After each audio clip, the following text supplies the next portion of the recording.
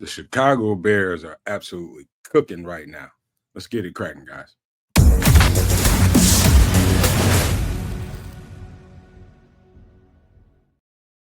Yo, yo, yo, no maniacs, super no maniacs, and all in between. Welcome to another edition of Feed the Bears, while I do my job to feed you guys all the good content that we can give you.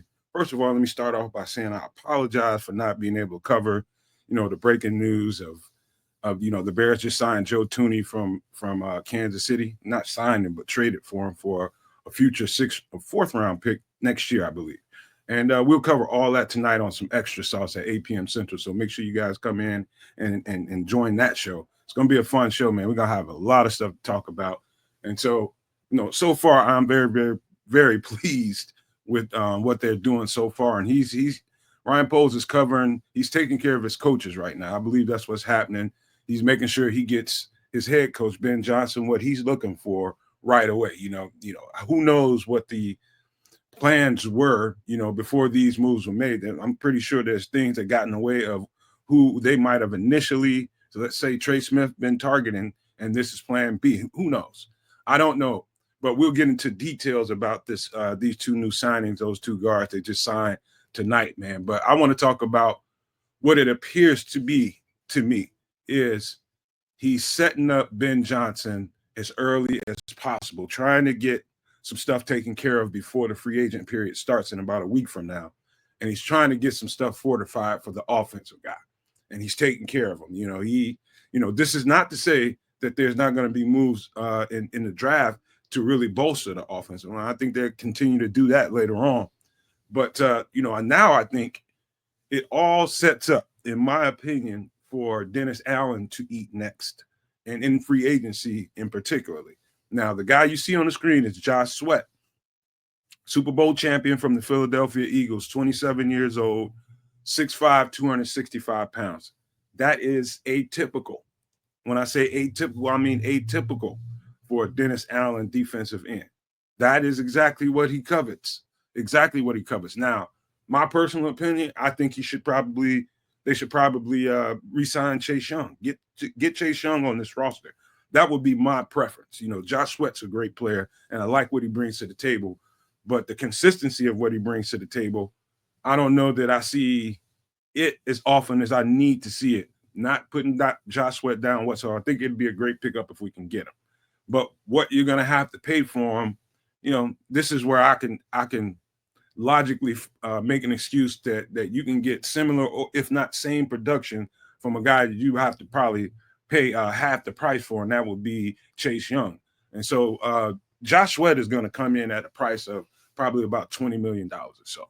I don't know exactly what the number would be and what the averages are, but I just know this.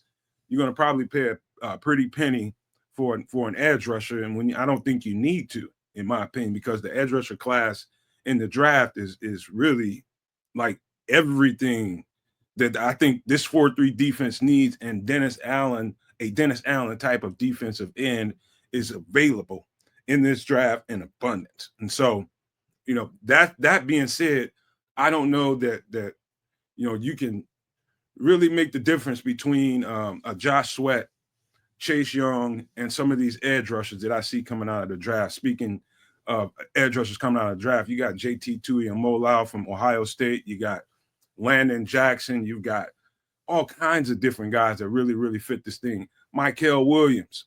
Now the reality is they could take either one of these guys in free agency, being Josh Sweat or Chase Young, and still target edge rusher early in the draft. And I'm like, if they stuck with the 10th pick, it wouldn't surprise me if they get an impact edge rusher. Now, there's other players out there. There's the Mason Grahams of the world, the Will Campbells. Got a feeling one of those guys is gonna fall right into our lap. And, I think they're setting it up in a way so that, and this is something I've been saying throughout the entire offseason. And I think that they want to fortify some things in the offseason, talking about free agency and in the trade market, get it set up in a way. And I do think these first two moves are just the beginning. I think they're still going to make 4 or 5 more moves, maybe 4 or 5 more moves. And wherever those moves happen, it could be early in free agency, It could be somewhere in the middle or later free agency. But I believe there's going to be several guys that get put on this roster on the offense and defensive side of the ball. And so I think they're going to be mad busy, and they're setting this offseason up to look like a Bears offseason, because we are the talk of the NFL right now with these new moves being made.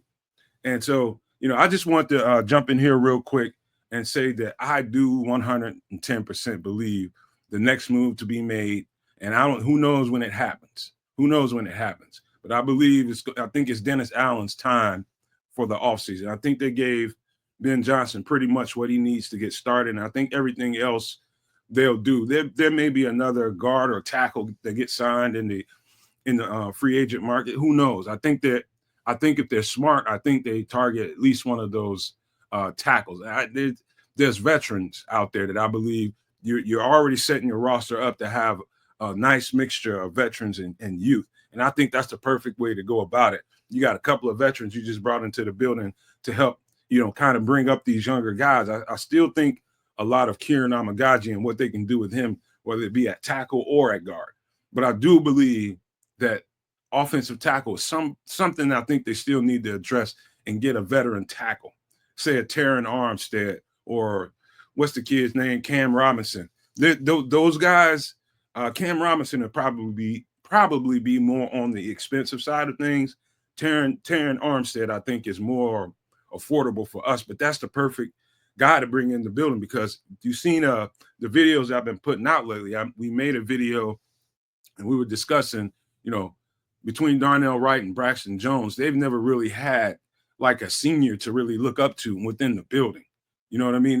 They really had nobody to really pace their game and match their game to. And I think that would be hella important right about now, is to bring a veteran in, and he doesn't have to be a long-term starter. He can be just a stopgap guy, get this thing going, get Braxton Jones and Darnell Wright, some guys to really look to pattern their games after, and still draft at that position. And so I think the future left tackle of the Chicago Bears is in the draft right now. He's in the draft right now. I don't believe it's Braxton Jones. He could be. He could fool me Braxton Jones I really think highly of, but I think we've seen his ceiling, and his ceiling isn't good enough, in my opinion. But I do think they'll do something free agent-wise as far as that offensive tackle goes if they're smart. And so, we're going to end this video and say that I strongly feel like Dennis Allen is about to eat. And it's going to be in about a week from now. I think he's going to get probably whoever he thinks of as the top guy in free agency as far as the edge rushers go. They might go defensive tackles, a couple of those guys in free agency too, Sheldon Rankins of the world. Those kinds of guys, help. And there's a trade market also for Jonathan Allen. So that stuff's out there. We'll talk about it a whole lot more tonight on some extra sauce. But let me leave you guys with these one of this little promo, you guys. Hold on. This is for tonight.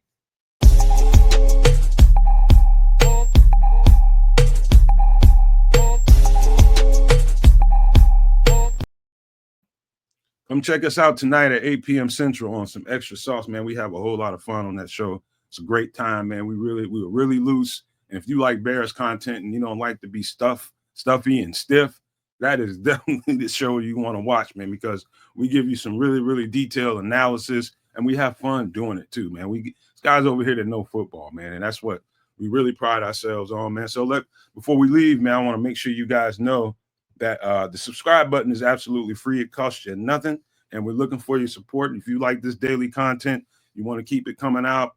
If you approve of, this analysis that I'm out here giving you guys, and you want to see more of it, just hit that subscribe button. Become a member for $4.99 if you like. Just go to the YouTube channel and hit the join button. That would be greatly appreciated if you felt like doing it.